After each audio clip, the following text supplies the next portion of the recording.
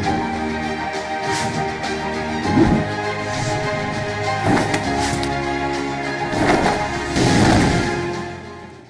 नमस्कार, कार्यक्रम रणनीति में आपका स्वागत है। मैं हूं विनोद कुमार। दर्शकों, आतंकी वारदातों में इजाफा हो रहा है, ये चिंता का विषय है। सरकार किसकी है, इस पे टीका टिप्पणी करने की जरूरत नहीं है। आतंकवादी का ना कोई धर्म होता है, ना जाति होती है, ना संवेदना होती है, ना मानवता होती है। लेकिन जब आतंकी वारदातें बढ़ती हैं और उसमें जब जान माल का नुकसान होता है, उसमें हर एक व्यक्ति को चिंता रहती है। वो चाहे वो जम्मू कश्मीर का बाशिंदा हो या फिर देश का बाशिंदा हो, उसको चिंताएं रहती है कि आखिरकार आतंकवाद क्यों बढ़ रहा है। और ख़ासतौर पर आज जब डॉक्टर फारूक अब्दुल्ला ने इस तरह की स्टेटमेंट दी है कि मुझे चिंता हो रही है कि कहीं सरकार को स्थिर करने के लिए इस तरह की स्टेटमेंट्स तो नहीं दी, इस तरह की वारदातें तो नहीं की जा रही हैं, ये एक वाकया ही निंदनीय है। 2 इनकाउंटर इस वक्त चल रहे हैं और शाम को 2 प्रवासियों पर गोलीबारी की गई। हालांकि उनकी हालत अभी स्थिर है, लेकिन इस सब के लिए चिंता का कारण बना हुआ है कि आखिर ऐसी कौन सी ताकतें हैं जो इस वक्त नई सरकार बनी है। 2018 के बाद पहली मर्तबा लोगों को चुनी हुई सरकार मिल रही है और सिर्फ एक लेश मात्र दिन बचा हुआ है। 4 तारीख को पहला विधानसभा का सत्र होना है, पहला यूटी का सत्र होना है और उसमें स्पीकर का चयन होना है, डिप्टी स्पीकर का चयन होना है, एलओपी बनाया जाना है। लेकिन उससे पहले आप देखिए, लगातार कश्मीर वैली के अंदर 2 इनकाउंटर, एक खानियार में, कोकरनाग में इनकाउंटर चल रहा है।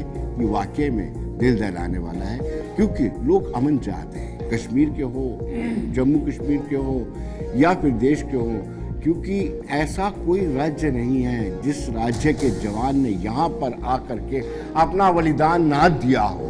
और वो बलिदान किस लिए दिया है कि देश में अमन रहे, जम्मू कश्मीर में अमन रहे। अमन की खातिर उन्होंने बलिदान दिया है। लिहाजा एक सबका कंसर्न है, सिर्फ जम्मू कश्मीर की आवाम का कंसर्न नहीं है, सिर्फ चुनी हुई सरकार का कंसर्न नहीं है। ऐसा नहीं है कि एलजी को पावर दी गई है तो उसका कंसर्न नहीं है, केंद्र सरकार का भी कंसर्न है। पहले हम बताते हैं कि डॉक्टर फारूक अब्दुल्ला ने क्या स्टेटमेंट दिया है, उनको संदेह क्यों है, क्या वजह है कि उनको ऐसा डाउट हो रहा है कि कुछ ऐसी ताकतें उनकी सरकार को अस्थिर करना चाहती हैं। पहले हम बताते हैं। देखिए, ये बहुत ही दर्दनाक वाक़ा है। कई गरीब मजदूर जो अपनी कमाई के लिए यहाँ आते हैं और फिर ख़ानदान के लिए भी कुछ पैसा भेजते हैं, उन बेचारों को इन दरिंदों ने कल शहीद कर दिया। उसके साथ साथ हमारे एक डॉक्टर साहब भी थे जो लोगों की खिदमत करते हैं, कल वो भी अपनी जान खो बैठे। अब बताइए मुझे, इन दरिंदों को मिलेगा क्या? क्या वो समझते हैं इससे यहाँ पाकिस्तान बनेगा? आज कई सालों से हम ये देख रहे हैं कि वो आ रहे हैं वहाँ से और हम कोशिश कर रहे हैं कि ये मामला ख़त्म हो और हम लोग आगे बढ़ें, हम लोग मुश्किलों से निकल सकें। मैं पाकिस्तान के हुक्मरानों से ये कहना चाहता हूँ, अगर वो सचमुच हिंदुस्तान से दोस्ती चाहते हैं,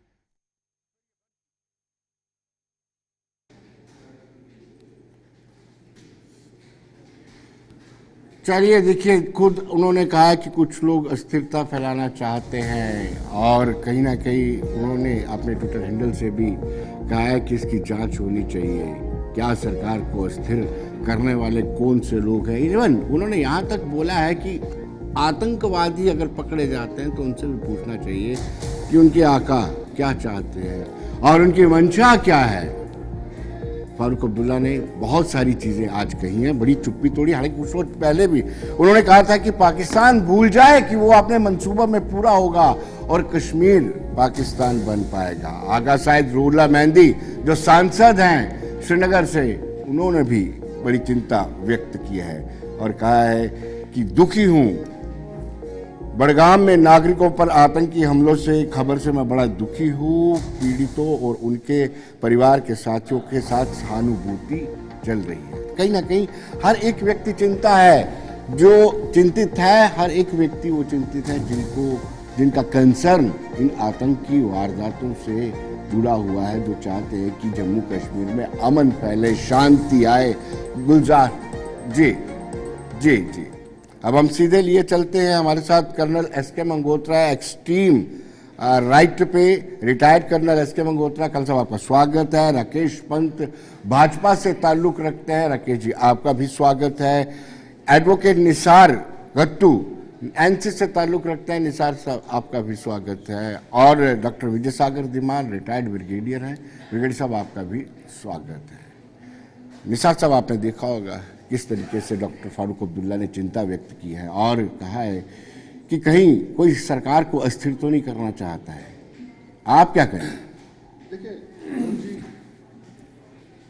सबसे पहले तो मैं ये कहूँगा किलिंग किसी भी व्यक्ति की हो, किसी भी शक्ल में हो, किसी भी जिसे बोलते हैं अदा में हो, गलत है और हर बंदे को इसको कंडेम करना चाहिए। Apart from party politics, apart from region, religion, caste, creed और बाकी नेशनल कॉन्फ्रेंस का स्टांस आपने आज से पहले 96 में भी देखा होगा, उसके बाद भी देखा है। हम नेशनल कॉन्फ्रेंस फारूक साहब, उमर साहब ऑलवेज इन चीज़ों का लेके चलते हैं कि जितनी भी पाकिस्तान की या उनके एजेंटों की या किसी भी तरीके से यहाँ पे कोई भी चीज़ लोगों को सताने में, यहाँ का इंफ्रास्ट्रक्चर, यहाँ की डेवलपमेंट को अनस्टेबल करने के लिए उन्होंने हमेशा कंडम किया। और आज भी फारूक साहब ने ये कहा, उनको जो ये दिमाग में होगा कि ऐसी चीज़ें यहाँ पे करने से उनको ये पाकिस्तान बनेगा, तो ये मुश्किल है। मुश्किल क्या, नामुमकिन है। लेकिन इन चीज़ों को हम छोड़ नहीं सकते हैं कि यहाँ पे ऐसा क्यों होता है। औथ के सून बाद इस एग्रेशन में ज्यादती आ गई। यस, चिंता का विषय यही है कि औथ के बाद इतना ज्यादा क्यों हो रहा है। औथ के बाद आखिर किन लोगों को इस चीज का फायदा हो रहा है? देखो, पाकिस्तान को इस चीज का फायदा इलेक्शन से, यहाँ की असेंबली से, यहाँ की किसी भी चीज से जो डेमोक्रेटिक सेटअप रिस्टोर होता है तो उनसे फायदा होना मुश्किल है जी। आखिर कौन लोग हैं जो यहाँ सत्ता में या उनका वोट बैंक छिना हुआ है या सेंटर में किनको फायदा हो रहा है, इस चीज को सोचने की जरूरत है जी। आखिर यहाँ पे अगर देखा जाए सिक्योरिटी लैप्सेस है। आपने लास्ट टाइम देखा होगा जब ये इलेक्शन का सिनेरियो करीब आने लगा तो जूं ही इलेक्शन का एक वो बिगुल बजने लगा तो हमने मिलिटेंसी का अप्रेज देखा। यहाँ पे आपने कुठवा से बंदे देखे, डोडा में एनकाउंटर हुआ, कुठवा में हुआ, बनाल में हुआ, राजौरी में हुआ, पुंछ में हुआ, जो कि जम्मू ऐसा खित्ता था कि डिस्पाइट 90s में इतनी पीक मिलिटेंसी थी, यहाँ पे इतने अटैक्स नहीं हुए। आखिर ये लैप्सेस कहाँ आ रहे हैं? ये रेज क्वेश्चन करते हैं सिक्योरिटी लैप्सेस पे और उन लोगों पे जिनको यहाँ पे अनस्टेबल करने का, यहाँ पे डेमोक्रेसी रेस्टोर करने के बाद उनको उसका फायदा हो रहा है यहाँ की डेमोक्रेसी को अनस्टेबल करके। जी, तो ये चीजें हमने कहीं ना कहीं करण गोत्रा, आपने काफी समय कश्मीर में दिया है और आपने बड़े दौर देखे जब आतंकवाद पीक पर था और अब शांति आई थी। ये मान के चलना चाहिए 5 अगस्त 2019 के बाद थोड़ा अमन यानी पीस प्रवेल कर रहा था, लेकिन अचानक ही चुनाव होते हैं, 2024 में नतीजे आते हैं, उत्सर्वनी होती है और उसके बाद आप देखते हैं थोड़ा लगातार इजाफा हो रहा है। क्या कारण लगते हैं आपको? विनोद जी, आप देखिए कि 1947 से अगर आप लें, ये दौर जो है वो चलता आ रहा है जी। हम सिर्फ जब भी थोड़ा सा ये लगता है कि भाई शांति होने को आ गई, हम लोग एक फैल जाता है कि जी अभी पीछे आपने देखा 5-6 साल से हो रहा था, नहीं जी कि दौर बिल्कुल शांत हो गया। अब देखिए लाल चौक में भी लाइटें जल रही हैं, सब कुछ हो रहा है, डल लेक में भी एकदम। इस बार टूरिज़्म भी आपने देखा कि जी ज़बरदस्त टूरिज़्म हुआ, ये कुछ कहने की बात नहीं। बट प्रॉब्लम यही है कि वो इस चीज़ को कभी भी एक्सेप्ट नहीं करता पाकिस्तान, और उनका ये है कि इस चीज़ को लाइव रखना ही रखना है। उनका मुद्दा कुछ नहीं है, जैसे अभी एडवोकेट साहब ने बताया कि कोई किसी को, पाकिस्तान को कोई गेन नहीं है इसमें, कुछ नहीं है, पर उसको ये है कि वो एक इशू लाइव रखना चाहता है और कोई ना कोई एक्टिविटी जो है वो करवाना चाहता है जो वो सपोर्ट करता है, ताकि इंटरनेशनल फॉर्म में ये रहे कि पाकिस्तान हिंदुस्तान अभी वो डिस्प्यूटेड ही चल रहा है, वो अभी उसका फैसला नहीं हुआ, जबकि हम लोग इसको मानते हैं, सब कुछ इसका सेटल हो चुका है, हम इसको एक्सेप्ट कर चुके हैं, सब कुछ कर चुके हैं। दी प्रॉब्लम है देश के, जब अब ये जो गैप आता है उसमें इनवेरेबली आप देखोगे कि they will reorganise themselves and suddenly you will find कि देयर आर सर्टेन अटैक्स। अभी जहाँ तक हमें लगता है ये पिछले काफ़ी 1-1.5 साल से बिल्कुल शांति वाला वातावरण चल रहा था, पर ये अपने आप को रीऑर्गेनाइज कर रहे थे। और अब जो लग रहा है कि इन्फिल्ट्रेशन जो हुई है वो छोटे छोटे ग्रुपों में हुई और बटे हुए हैं, स्प्लिंटर ग्रुप्स है जो कि अलग अलग जगहों में काम कर रहे हैं। उनको टास्क दे दिया जाता है कि आप फलां तरीक को ये इस इलाके में करेंगे, उसके बाद दूसरा है वो फिर शांत हो जाता है और दूसरे इलाके में जाकर स्प्लिंटर ग्रुप एक्टिव हो जाता है। बट इसके साथ जो स्लीपर सेल्स हैं हमारे वहाँ पर पाकिस्तान के पेड, आप ये कह दें कि वहाँ कुछ नहीं है, that I will not accept it, because मैंने 23 साल वहाँ पर गुजारे हैं और मैं खुद जानता हूँ, देखा है मैंने। स्लीपर सेल्स वहाँ पर हैं जो एक्टिव हो जाते हैं। अब जिस इलाके में उन्होंने करना है उसको एक्टिव कर दिया और वो उनको, अब दी प्रॉब्लम इज देश के वेयर इज दी हमारी जो सिक्योरिटी सेल्स हैं। मैं आपको सिंपल एक सवाल पूछता हूँ कि देखिए इन्फिल्ट्रेशन होती है बॉर्डर से, 70 किलोमीटर अंदर आकर वो एक्टिविटी करता है या 40 किलोमीटर एक्टिविटी करता है अंदर आकर। अब वो जो एक्टिविटी करता है तो वो जो 70 किलोमीटर अंदर आया है उसका ब्यौरा कहाँ है, किसके पास ठहरा हुआ था, कहाँ उसने एमुनेशन इकट्ठा किया, कहाँ उसने खाना खाया। तो इतने रेकी की ऐसा तो है नहीं आए एक दिन ऑपरेशन किया और चले गए। किसी भी ऑपरेशन को, चाहे वो हमारा आर्मी का ऑपरेशन हो या टेररिस्ट का ऑपरेशन हो, it takes time, it has to be planned, सब कुछ उसको करना पड़ता है, सोचना पड़ता है, देखना पड़ता है। तो ये कहाँ हुआ, और जो इस चीज़ को देख रहे थे उन्होंने पहले क्यों नहीं बताया। तो इसका मतलब ये है कि इंटेलिजेंस एजेंसीज, हमारा आवाम, इंटेलिजेंस एजेंसीज में आपल कोऑर्डिनेशन, लोकल जो आवाम है, जो लोकल वहाँ पर पावर वो है, उनका जब तक कोऑर्डिनेशन है इनका सारा नहीं होगा तब तक है। आप जैसे अभी दुआ जी ने कहा, हमारे हिंदुस्तान के कोई भी स्टेट मुझे बता दिए जिसका शहीद ना हुआ हो एनकाउंटर में वहाँ पर, अगर वो कर सकते हैं तो फिर मैं मानता हूँ। देखिए ये बिल्कुल सही है कि सर मेरे पीछे हथियार लगा हुआ, बताइए मैं कैसे आपको आके बता सकता हूँ। आपको भी शहादत देनी पड़ेगी, आपको भी अपने बच्चे जो हैं वो मरवाने पड़ेंगे। अगर आप वहाँ भेज सकते हैं तो यहाँ क्यों नहीं मरवा सकते जी। आप करिए, शहादत दीजिए एक दो। जिस दिन ये पता लग गया कि आवाम हमारे साथ नहीं रहा, आवाम उनके साथ हो गया है, उन्होंने जाके बताना शुरू कर दिया है, उस दिन आप देखिए मिल्टन जी, मैं इनको कई बार मैंने वहाँ स्पीच दी थी है, तो मैंने कहा देखिए मिल्टन जी तब कश्मीर से जाएगी जब आप लोग आके हमको बोलेंगे बोले साहबा आख नफर छू या पर जनाब, आख नफर छू या पर जनाब, तब मिल्टन से जाएगी। अदरवाइज ये छुटपुट वारदातें चलती रहेंगी क्योंकि पाकिस्तान अपनी रोटियां फेंकता है इसके ऊपर। डॉक्टर फारूक अब्दुल्ला का स्टेटमेंट आया है कि अब्दुल्ला सरकार को डिसेबल करने की कोशिश की जा रही है, हो सकता है कोई एजेंसी का काम भी हो। देखिए ये जो स्टेटमेंट ऑफ कोट कर रहे हैं डॉक्टर फारूक अब्दुल्ला की जी, मैं तो इसको वेलकम करता हूँ जी, बट एज एन एनालिस्ट अगर आप इसको एनालाइज करें तो एज ए पॉलिटिकल पार्टी जो अभी अभी पार में आई है, अभी पहला सेशन शुरू नहीं हुआ, जैसे आपने बोला 4 मंडे को शुरू होना है जी, तो वहाँ पे अगर ऐसी कोई वारदात होती है तो नॉर्मल बात है कि गवर्नमेंट क्या कर रही थी। तो ये एक किस्म का I would say defensive option है कि हम बोलें कि हमको डिस्टेबलाइज किया जा रहा है। What is special about it? जब प्रधानमंत्री ने भी ओथ ली थी एज आफ्टर लोकसभा इलेक्शंस, उस दिन भी रियासी में 9 जून को ऐसे ही वारदातें हुई थी और वो उसके बाद बढ़ती चली गई, उसके बाद बढ़ती चली गई और शायद आज भी वही हो रहा है। अब कौन इंटरेस्टेड है इन चीजों में करने के लिए? मैं ये नहीं कह रहा कि फारूक साहब ने कोई गलत स्टेटमेंट दी है, परंतु मैं कह रहा हूं कि ये एक किस्म की डिफेंसिव मेंटालिटी थी। अब पहले इसको एनालाइज करिए ना, are you becoming government for the first time? No, आप पिछले 40, 50, 60 साल से हुकूमत करते आ रहे हैं। आपको मालूम है पॉलिटिशियंस के बारे में, पॉलिटिक्स के बारे में, पूरा टेररिज्म के बारे में। तो ये इसका एनालिसिस क्या है? एनालिसिस इसका ये है कि अभी ये मिलिट्री सोल्यूशन नहीं रहा। मिलिट्री ने जो काम करना था पिछले 40 साल, they have reached 80% efficiency, now it has to be a political solution. अगर आपकी ओपनिंग सेंटेंस अगर आपने जो अभी दिया है, अगर आपको याद हो कि आपने बोला ये सबकी जिम्मेदारी है, ये गवर्नमेंट ने भी करना है, एलजी ने भी करना है, लोगों ने भी करना है, प्रधानमंत्री ने भी करना है, मतलब कि it is a mutual responsibility of everybody to finish this. परंतु हमारी प्रॉब्लम जो हमने, अगर हम पीछे 40-50 साल में जो यहाँ पे हुआ है, पॉलिटिकल अपॉर्चुनिज्म हमेशा कैरी किया है, वोट बैंक पॉलिटिक्स हमेशा चले हैं। उस चीज को अभी हमने भूलना होगा और मिलकर के बात करना होगा। अभी ये जो इंसिडेंट हुए हैं इसको भी थोड़ा सा एनालाइज करें। कौन इंटरेस्टेड है कि भाई यहाँ वैली में अमन ना हो? क्यों?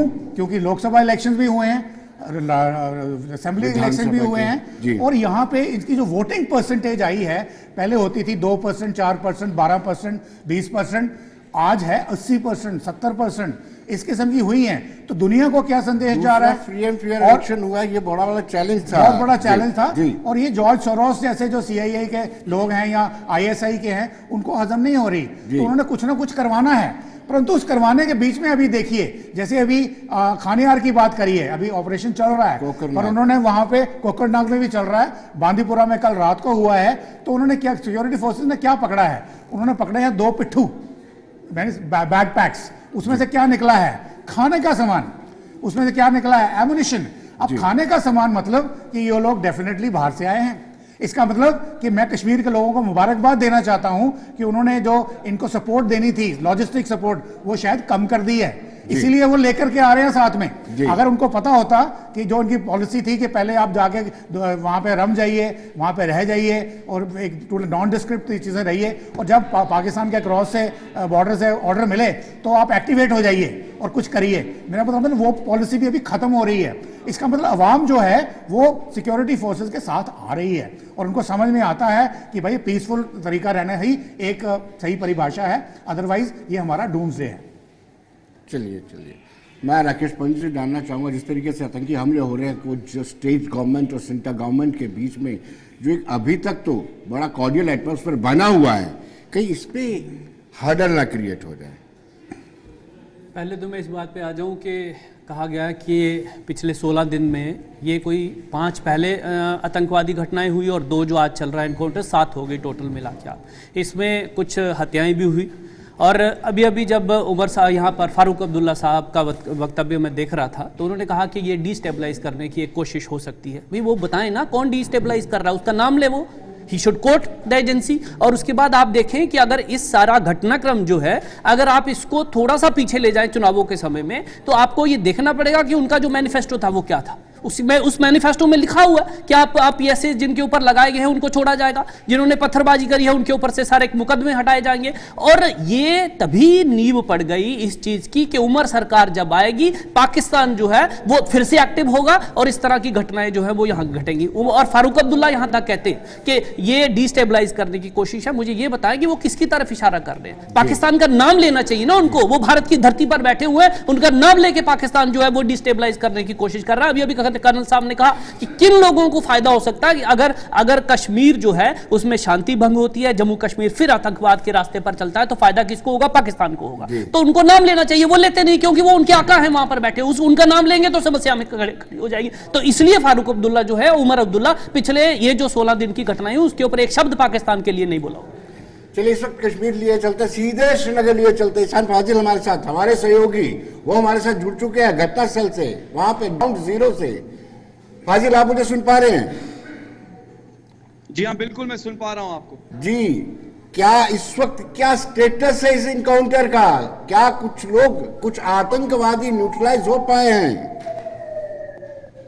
देखिए विनोद जी, जिस तरीके से सुबह तकरीबन 8:45 बजे के करीब ये जो एनकाउंटर शुरू हुआ है, अभी ये कंक्लूजन पर नहीं पहुंचा है। हम देख रहे हैं कि बीच बीच में गोलियों का तबादला लगातार जारी है और कुछ टाइम तक हम देखते थे कि यहाँ पर जो है कंटिन्यूसली मोटर शेल्स या कह सकते हैं बड़े गोले दागे भी गए हैं और साथ ही साथ जो है फायरिंग भी जारी है। यानी दोनों साइड से जिस तरीके से खबरें आ रही है, जिस तरीके से सोर्सेज बता रहे हैं कि 2 मिलिटेंट्स की खबर होने की वहां पर इत्तला है, जिसमें एक एलईटी कमांडर जो है वो बता रहा है जो कि फॉरेन मिलिटेंट है, दूसरा जो है वो लोकल है। मगर साथ ही साथ जिस तरीके से इस ऑपरेशन को अंजाम देने के लिए मैं बात करूंगा, जिस तरीके से जम्मू कश्मीर पुलिस की एसओजी स्पेशल ऑपरेशन ग्रुप हो या सीआरपीएफ का अमला हो, वो इस ऑपरेशन को सुबह अंजाम दे रहे हैं और खासतौर पर लगातार जो है सिलसिला जारी है। यानी इन बिटवीन अगर देखा जाए तो कंटिन्यूसली यहाँ पर कह सकते हैं कि गोलियां जो है लगातार, गोलियों का जो तबादला है वो लगातार जारी है। यानी फायरिंग जो है वो कंटिन्यूसली प्रोसेस में चल रही है और साथ ही साथ जितने भी इलाके दाएं बाएं हैं मुकम्मल तौर पर बंद कर दिया गया है। यानी गली कोचे जो भी है, जितने भी सराउंडिंग्स में एरियाज है, उसको मुकम्मल कॉर्ड कर दिया गया है, किसी को भी आने जाने की इजाजत नहीं है। ये खास तौर पर एक घना इलाका है, शहर खास का खानियार इलाका, जहां पर कमर्शियल एक्टिविटीज भी काफी ज्यादा है। और जिस रास्ते पर मैं मौजूद हूँ इस वक्त, जहां पर मैं खड़ा हूँ, अगर आप देख सकते हैं इन द बैक यहाँ पर सिक्योरिटी व्हीकल्स काफी ज्यादा है। यही वो रास्ता है जो कि जेएलएम हॉस्पिटल की तरफ की जाता है, क्योंकि शहर खास का एक खास अस्पताल है जहां पर मूवमेंट जो है काफी ज्यादा तीमारदारों को रहती है। मगर कह सकते हैं विनोद जी लगातार इस ऑपरेशन को कंक्लूड करने में थोड़ा वक्त जरूर लग सकता है, क्योंकि जिस तरीके से हम बात करेंगे सिक्योरिटी फोर्सेस ने इस चीज को भी ठाई कि कोई कोलेटरल डैमेज ना हो, क्योंकि शहर हास के इलाके में अगर मैं बात करूं तो मकान जो है वो काफी क्लोज रेंज में रहते हैं। कहीं कहीं जगह पर इन चीजों का भी खास ख्याल रखा गया है। सुबह मॉर्निंग हमने देखा कि जो इर्द गिर्द के सराउंडिंग्स में जो मकान या जो लोग वहां रहते थे उन्हें पहले ही सेफ एंड साउंड तरीके से इवैक्यूएट किया गया ताकि इस ऑपरेशन को अंजाम दिया जा सके। चलिए फाजिल, बहुत बहुत शुक्रिया आपका हमारे साथ जुड़ने के लिए। दोबारा आपके साथ बात करेंगे, जो लेटेस्ट अपडेट होगा वो हमारे तक पहुंचाते रहिएगा। इन्होंने एक सवाल उठाया आपके ऊपर कि क्यों पिन पॉइंट नहीं करते हो आप?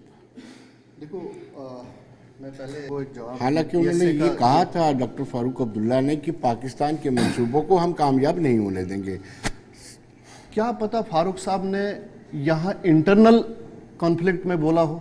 जी, आप यहाँ की इलेक्शन से, यहाँ की असेंबली बनने से क्या पाकिस्तान फायदा होगा? नहीं जी। यहाँ सीएम कौन बनता है उनसे फायदा नहीं है उनको।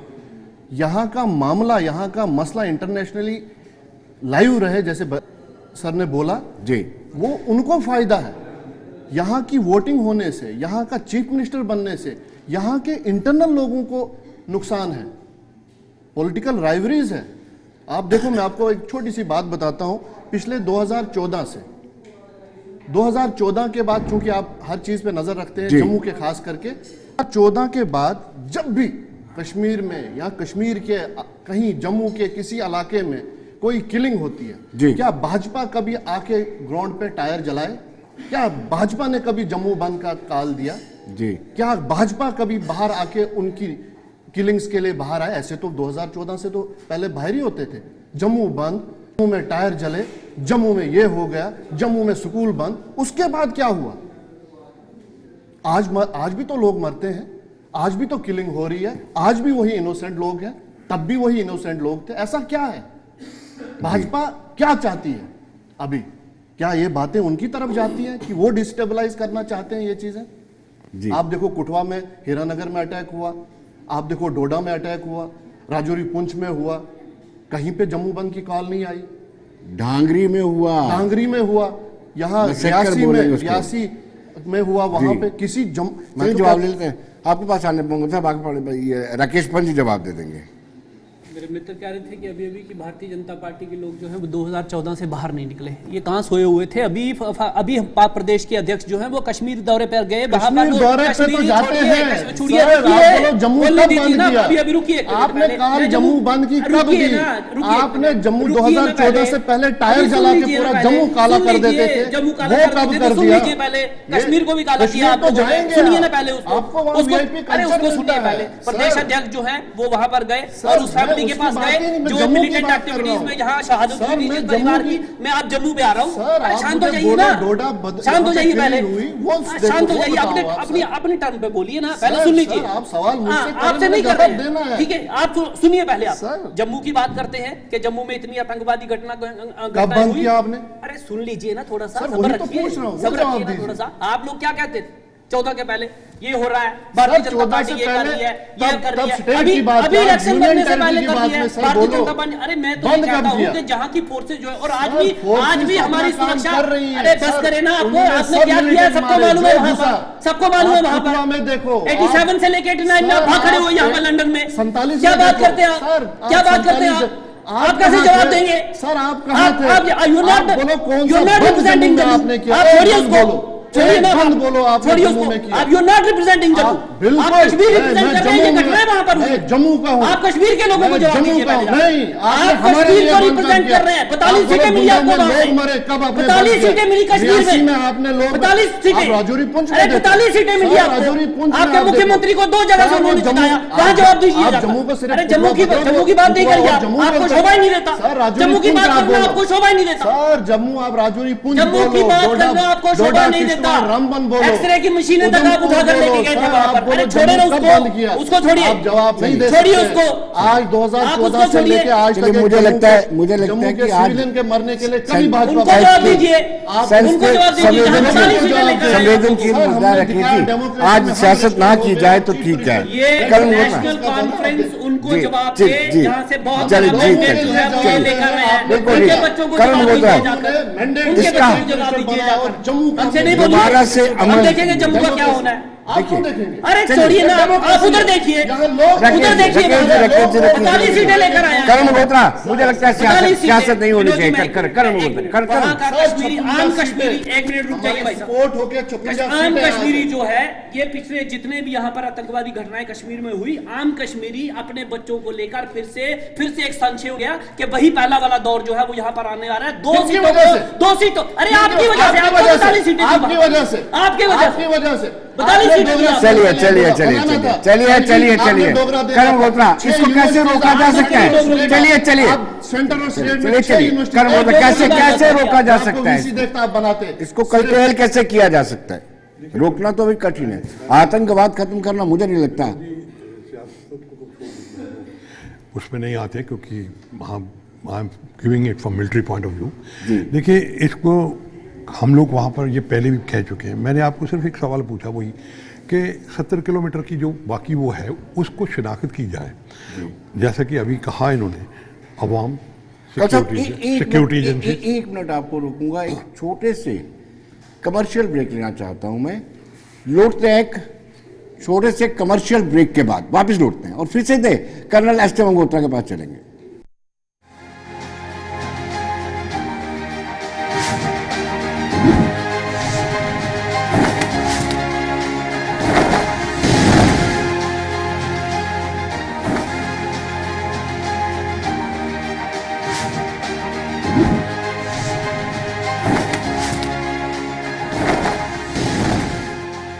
ब्रेक के बाद एक मरतबा फिर स्वागत है आपका। जैसे मैंने शुरुआत में कहा, आतंकवाद का न जाति होती है, न धर्म होती है, ना उनमें संवेदना होती है, न मानवता होती है। लेकिन हम में मानवता है, नागरिकों में मानवता है, इसलिए हमें बढ़ते आतंकी वारदातों की चिंता व्यक्त कर रहे। कर्नल एस के मंगोत्रा बोल रहे थे, बीच में ब्रेक लेना पड़ा। जी कर्नल साहब। विनोद जी, जो आपने कहा कि ये किस तरह से हम इसको जो है वो जी। ला सकते हैं कंट्रोल में। देखिए, सबसे पहले बात तो यही है कि हमारी एक इंटेलिजेंस एजेंसी नहीं है, there are number of intelligence agency जो कि ग्राउंड में काम कर रही हैं, और उसमें आवाम को बहुत गूढ़ी तरीके से शामिल करना पड़ेगा, घने तरीके से शामिल करना। यानी कि या तो हम ऐसी कुछ ऑर्गेनाइज कमेटियां बनाएं जो कि इन पे नज़र रखें, और उनका पुलिस वालों से, जो कि SHO पीछे जो फिल्टर लगा है, उस फिल्टर को जाकर वो फीड करें। पर ये मैंने जैसा कहा कि शहादत तो देनी पड़ेगी। देखिए, जो मिलिटेंट है, जैसे उन्होंने कहा कि उनका कोई धर्म, ईमान या कुछ नहीं है, वो किसी को भी जाके गोलेगा, उसको पता है ये मुखबिर है तो वो उसको मारेगा। Yes. मारेगा, ये तो होगा ही। पर हमको कुछ ना कुछ वहाँ पर आवाम को करना पड़ेगा कि ठीक है, ताकि ये मिलिटेंटों में ये जाए कि भाई अब तो आवाम जो है वो तो बोलना शुरू कर दिया उन्होंने कि वो तो छोटी सी चौकी जो थी उनके पास भाग के चले गए वो, और उन्होंने आकर ऑपरेशन किया और हमारे बंदे मार दिए। तो जब तक ये चीज़ जो है वो एक कोऑर्डिनेशन, वेल कोऑर्डिनेटेड वो नहीं होगी, पर क्या है कि वहाँ पर जैसा हम बोलते हैं, आज से नहीं, बहुत पुरानी है कि जयचंद हैं, अब जयचंद वहाँ पर भी हैं, वहाँ पर भी मुखबरी होती है, मुखबरी में भी ब्रेकेज होती, लीकेज होती है। अब ये लीकेज कहाँ हो, तो मैं आपको बताता हूँ, हमारा ऑपरेशन होता है, मैं नाम नहीं लूँगा किसी का भी, बारामूला में ऑपरेशन करता था। कुछ ऐसा होता था कि जब भी ऑपरेशन होना तो कुछ ना कुछ साला गड़बड़ हो जाती। तो मैंने फिर कमांडर साहब से कहा, अपने DOC साहब से मुझसे बातचीत हुई, बोल रहे क्या प्रॉब्लम है। मैंने कहा सर मेरी एक रिक्वेस्ट है कि अगली बार हम इनको नहीं लेके जाएंगे, नो नेम्स। तो उन्होंने कहा ठीक है, it's agreed, we agree with you, and we had success in the operation. मैंने कहा सर बताइए, अभी ये प्रॉब्लम हमारी वहाँ पर है, क्योंकि अगर लीकेज होगी, और लीकेज कहाँ से होती है, लीकेज वहाँ से लोकल से होती है। मैं पुलिस को भी, उनके बंदों को भी ये कहूँगा कि दे आर ऑल्सो नॉट विश्वासपात, we can not have total confidence on them, there are people those who are, और जैसा कि है कि हम लोग कुछ भी पैसे के लिए कुछ भी कर देंगे। द थिंग इज कि दिस कोऑर्डिनेशन आवाम की, इंटेलिजेंस एजेंसीज की, जिसमें हमारे BSF के हैं, पैरामिलिट्री फोर्सेस के, आर्मी के, तमाम इन लोगों को जो इंटेलिजेंस शेयर करनी पड़ेगी। अभी ये जो इन्फिल्ट्रेशन हुई है, ये एक छोटी सी उसमें नहीं है, ये बड़े ग्रुपों में हुई है। ग्रुपों में मतलब कहने का स्प्रिंटर ग्रुप्स अलग अलग जगह से इन्फिल्ट्रेट करके वो अपने एरिया में ऑपरेट कर रहे हैं, जो उनको एरिया ऑफ ऑपरेशन दिया गया है। और इसीलिए आप देखिए कि हर तीसरे चौथे दिन 10 दिन के बाद एक ऑपरेशन हो रहा है। वो इसीलिए क्यों, मैं इसका हमारे अपने no name of the units वो इस तरह ऑपरेट करती है। Whenever we give them tasks, they are tasks like that in the teams, छोटी टीमों में, और वो जाकर सक्सेस हासिल करते हैं वो लोग। तो ये जो है हमारे तमाम, जैसा कि कल साहब ने भी बोला, वजीर साहब ने बोला कि तमाम आदमियों की कोऑर्डिनेशन आवाम की भी, जिसमें बहुत इम्पोर्टेंट वो है सबसे पहले। क्यों, कहीं से भी वो निकलेगा, कहीं भी रहेगा, कहीं से भी। देखिए ऐसा तो है नहीं कि ऑपरेशन एक ही दिन में हो जाता है। रिकॉनेसेंस चाहिए, टारगेट को आइडेंटिफाई करना है, कहाँ टारगेट मिलेगा, उसका टाइमिंग क्या है, कितने बजे मुझे टारगेट के पास पहुंचना है, ये तमाम चीज़ें जो हैं हासिल करने के लिए। मैं रुकूं, मैं सीधे कोकरनाग लिए जाता हूँ। हमारे साथ पीर मुजफ्फर हमारे सहयोगी जुड़ चुके हैं और उनसे पूछते हैं कि उस इनकाउंटर का क्या स्टेटस है। पीर मुजफ्फर, आप मुझे सुन पा रहे हैं? जी। मुजफ्फर, मुझे ये बताइए कि इस वक्त क्या स्टेटस है और कितने आतंकवादियों के होने की आशंका सिक्योरिटी फोर्सेस की हो? क्या उनको कॉर्डन कर लिया गया है कि अभी घना जंगल है? बिल्कुल विनोद जी, मैं आपको बता दूं, यह है दक्षिणी कश्मीर का जो हाल कोकरनाग, ये वो क्षेत्र है जो आपको तस्वीरों में इसमें दिखा रहा हूँ। दो हिस्सों में ये बट रहा है, तो लारनू कोकरनाग का हिस्सा आता है और दूसरा शांत इलाके का।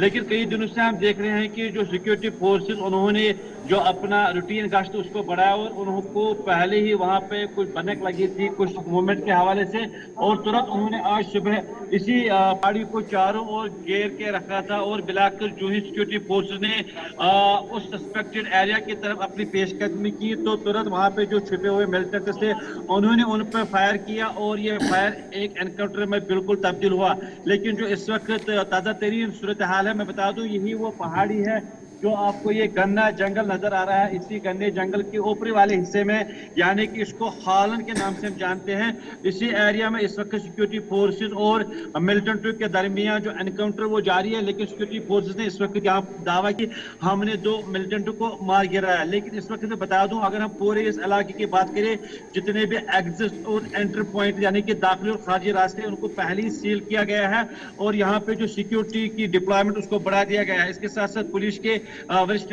जो ऑफिशियल्स है वो भी यहाँ पे इस वक्त पहुंच रहे हैं, खुद निगरानी कर रहे हैं इस एनकाउंटर की। मैं बता दूं, अगर हम कोकरनाग एरिया की बात करें, जहाँ पे पहले ही गढ़वाल के 2 एनकाउंटर हमारे सामने है, जहाँ पे सिक्योरिटी फोर्स के साथ साथ जम्मू कश्मीर पुलिस को भी नुकसान उठाना पड़ा। लेकिन इसके साथ साथ आज ये एक और यहाँ पे ये तड़के जो ये एनकाउंटर यहाँ पे हुआ है सुबह सुबह, जिसमें सिक्योरिटी फोर्सेज ने ये दावा किया कि हमने 2 मिलिटेंट को मार गिराया। मैं आपको दिखाना चाहूंगा यहाँ पे जो ये पूरा एरिया है, इस एरिया को फिलहाल अगर हम जम्मू कश्मीर पुलिस की बात करें, सिक्योरिटी एजेंसियां खासकर सीआरपीएफ या इसके साथ जो बाकी जो फौजी जो स्थल है वो यहाँ पे पहुंचे हैं और कहीं ना कहीं कुल मिलाकर उनका ये लक्ष्य है कि चाहे ये 2 या 3 मिनट या 4 मिनट हो सकते हैं, चलिए पूरा जो एनकाउंटर यहाँ पे खत्म करें। चलिए पीर, आप हमारे साथ बने रहिएगा, जो अपडेट होते वो बताते रहिएगा।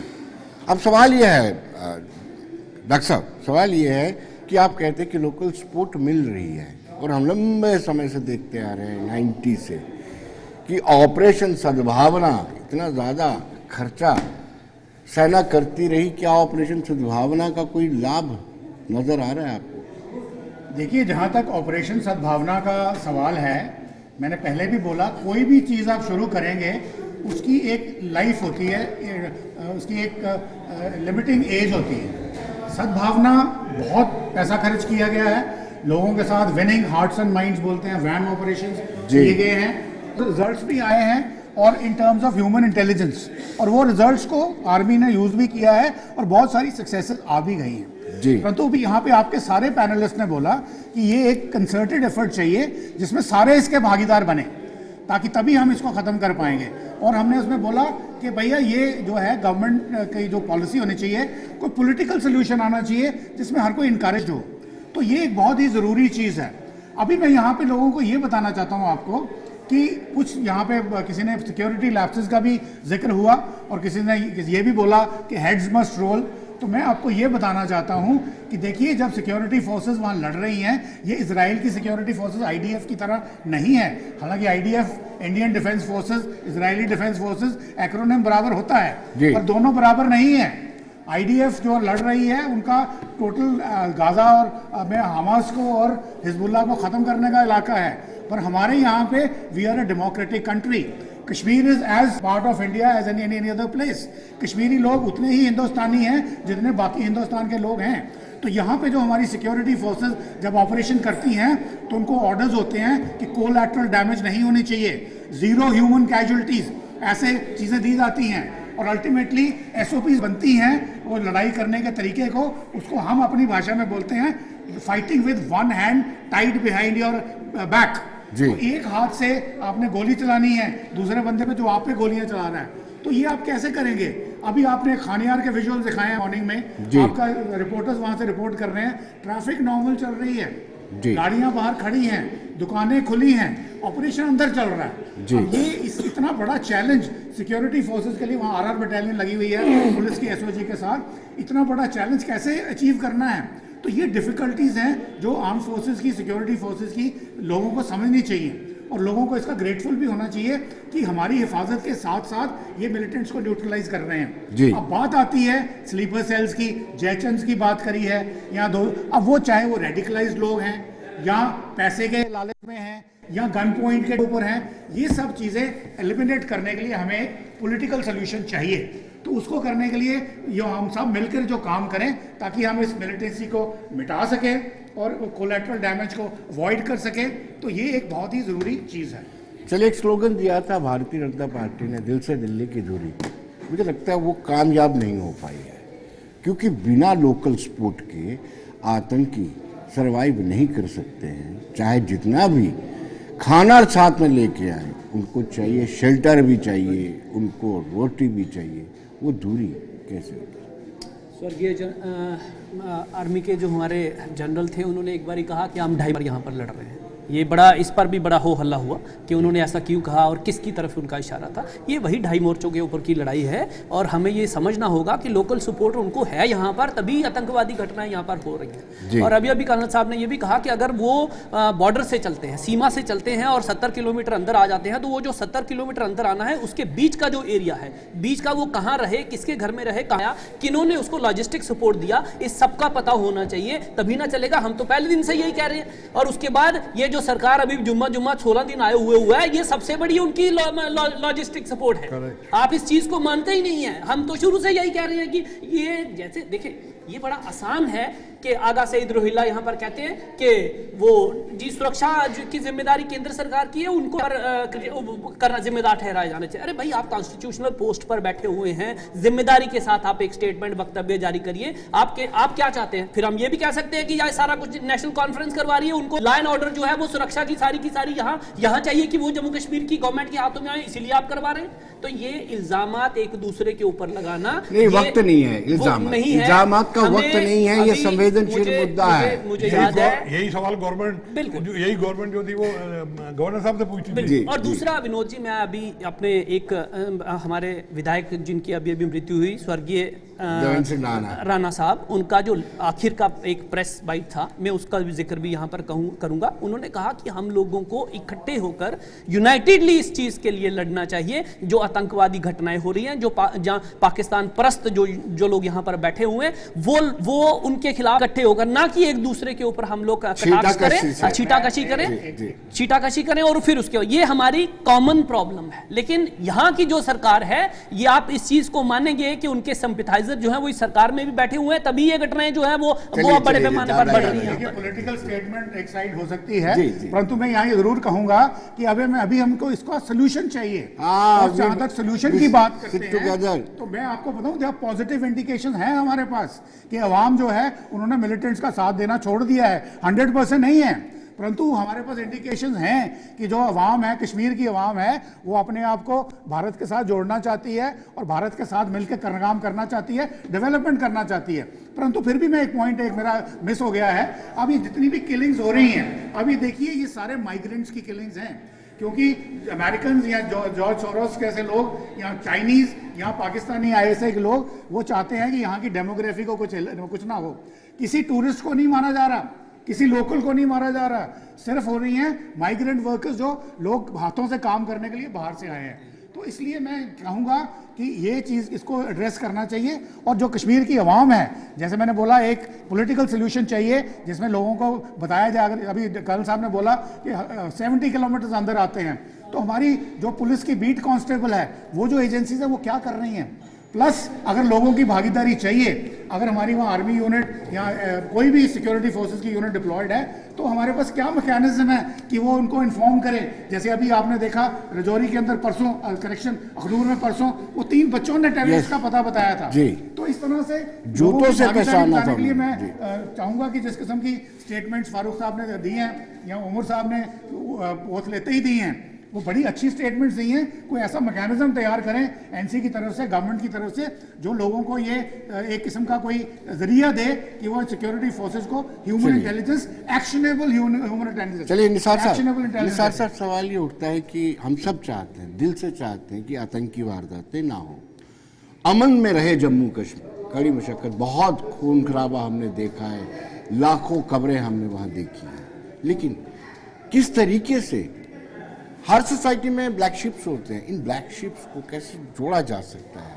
देखिए विनोद जी, जो नेशनल कॉन्फ्रेंस का फ्रॉम द बिगिनिंग यही रहा है कि हमने कभी आतंकवादियों का साथ दिया नहीं। हुकूमत में हम रहे, हमने इलेक्शन लड़े। फारूक साहब तब भी इलेक्शन के लिए बाहर आए जब कोई यहाँ इलेक्शन लड़ने के लिए तैयार नहीं थे। आज भी अब सोल्यूशन ढूंढना है सर जी। सोल्यूशन हमारे ख्याल से कि जब तक पीपल का, लोगों का कॉन्फिडेंस नहीं जीता जाए, तब तक चाहे आप इंटेलिजेंस, जैसे सर ने बोला या डॉक्टर साहब ने बोला कि ये जो गैप है, ये लोगों पे जब बात आती है, सर ने बोला कि शहीद होना पड़ेगा, या सर ने बोला कि 70 किलोमीटर अंदर आते हैं, ऐसा क्या है लोग यहाँ के आर्मी, यहाँ की पुलिस से नहीं बताना चाहते? देखो अच्छे भी हैं, अभी सर ने बोला अखनूर का वाक़ा हुआ, 3 बच्चे आए, that is a positive sign. वो आए, अगर राजौरी पुंछ में होता है वहाँ भी लोग आए बताने के लिए। मैं कश्मीर की बात या अलग जम्मू को लेके नहीं कर रहा हूँ, क्योंकि जम्मू कश्मीर एक है। निसार सर, एक चीज़ आपसे मैं ज़रूर जानना चाहूँगा, कश्मीर को लेकर के बड़े प्रयोग हुए, श्रीरंगा राजन कमेटी, वर्किंग ग्रुप, फिर सेल्फ रूल की बात की, आपका भी ऑटोनॉमी का मसौदा। आप बताएं कैसे दिल जीता जा सकता है? आपके पास क्या मसौदा है? देखो मैं आपको बताऊं प्रॉब्लम कहाँ है। हमें बोला गया पहले, जब ड्यूटी का जब रीऑर्गेनाइजेशन एक्ट आया, तो पहला नारा आया delimitation, state and then election. फिर उसको मिंगल किया, फिर जनाब डिलिमिटेशन, फिर इलेक्शन, फिर स्टेट। अभी स्टेट का रेजोल्यूशन पास हुआ। देखो लोग कहीं ना कहीं इस चीज को पर्सनल ले रहे हैं। आप देखो, ये अगर मैंडेट आपको जम्मू अलग मैंडेट आता है, आप देख रहे हो कश्मीर अलग आता है, राजौरी पुंछ ने, जिस पे भाजपा ने इतना प्रयोग किए, वहां से कोई सीट नहीं आई। ऐसा क्या था जी? तो ये चीजें कहीं ना कहीं, ये जो वादे किए जाते हैं, ये जो वादे किए जाते हैं लोगों के साथ में, जो लोगों के साथ वादे किए वो इन टाइम पूरे किए जाएं। अगर स्टेट की बात समय कम है, एक मिनट में सबसे कर्नल मल्होत्रा, आपको क्या लगता है क्या इसका सोल्यूशन है? हालांकि सोल्यूशन होता तो अब तक कब से चल रही है, लेकिन कुछ ना कुछ आपके जहन में जो आता है, 1 मिनट में सिर्फ बताइएगा। विनोद जी, मैं सवाल करना चाहता हूँ। देखिए, अभी थोड़े दिन पहले हमने एक्सेशन डे मनाया, ठीक है? कल यूटी डे था, वो नाराजगी, ठीक है, एक्सेशन डे मनाया कि जी हमारा विलय हो गया JNK से। आज भी क्यों ये बोलते हैं हम लोग कि कश्मीर भारत का हिस्सा है? वी नेवर से भारत है जी, वी ऑलवेज से हम अभी भी भारत का हिस्सा है। Whenever, even in this forum, अभी 10 people have said, but they have said this thing कि कश्मीर हिस्सा है भारत का। भाई भारत का, भारत वो तो भारत है जी। Why should we say always this thing कि भारत में? समय का पंजी 1 मिनट में बिल्कुल 1 मिनट में जी। Omar Abdullah is on honeymoon period और let the honeymoon come to an end. उसके बाद चीजें जो है वो बिल्कुल चीजें दिखना शुरू होगी कि उनकी कारकर्दगी क्या है। हम भी इसीलिए जल्दी में नहीं, हम भी जल्दी में नहीं। उमर साहब से मेरी गुजारिश ये है कि पॉलिटिकल सोल्यूशन ढूंढें, लोगों को इंटीग्रेट करने का इंटेलिजेंस फोर्सेस के, सिक्योरिटी फोर्सेस के साथ में, उसके लिए कोई मैकेनिज्म बनाए। और दूसरा जो है, बाकी सबके लिए ये सेंट्रल गवर्नमेंट के लिए भी है, स्टेट गवर्नमेंट के लिए भी है कि आप अपनी इंटेलिजेंस एजेंसीज में इन्वेस्टमेंट करें, ज़्यादा से ज़्यादा उनको बनाएं, ताकि जितनी भी ये 70 किलोमीटर की जो सर ने बात की है, कर्नल साहब ने, इस चीज़ को नापा जा सके। वो पुलिस की जो बीट कांस्टेबल की जो ड्यूटी है वो हर जगह फॉर्मुलाइज की निसार जाए साहब और इसको किया जाए। वाइंड अप करेंगे। निसार साहब एक मिनट में लूँगा जी। ये जो वादे किए गए हैं यहाँ के लोगों से, मेजर कॉन्फिडेंस बिल्डिंग उससे होगा अगर यहाँ के लोगों को बोला गया 370 के बाद कि हमारी ये चीज़ें, आपको डेवलपमेंट है, आपके पास इतने प्रोजेक्ट्स आए आपके पास, वो लोगों को दिखना चाहिए। स्टेट का वादा किया वो लोगों को मिलना चाहिए। कॉन्फिडेंस बिल्डिंग जो जरूरी है लोगों में, उसी से ये चीजें सारी होंगी, वरना इतनी पॉलिसीज बनी, इतने कमीशंस बने, कुछ भी नहीं हुआ। स्टेट आपको लूटने के लिए नहीं देंगे, स्टेट आपको लूटने के लिए नहीं देंगे। नहीं, स्टेट लूटने के लिए नहीं है सर। स्टेट लूटने के लिए आज तक आपके पास पावर थी, अब इनके पास होगी। देखिए, जो कहते हैं हम लोग के वादे होने चाहिए, ये होने चाहिए। देखिए 1947 से हमने देखा, मैं सोनामर्ग में पोस्टेड था, वो सड़क जो आज मैं देख के आऊँ और वहाँ जो अब पहले थी, हमें जाके हड्डियां गिननी पड़ती थी पूरी है कि नहीं, आज आप 40 मिनट में वहाँ पहुँचे। चलिए not the development. Colonel Malhotra, आपका बहुत बहुत स्वागत। पंच साहब आपका भी स्वागत, डॉक्टर साहब आपका भी स्वागत, निसार साहब आपका भी स्वागत। मामला संवेदनशील है और मुझे लगता है कि एकजुट होकर के ही आतंकवाद से मुकाबला किया जा सकता है और हर एक नागरिक में उसका योगदान होना चाहिए। तो दर्शकों, बने रहिए देश दुनिया की खबरों के लिए और मुझे दीजिए इजाजत। नमस्कार।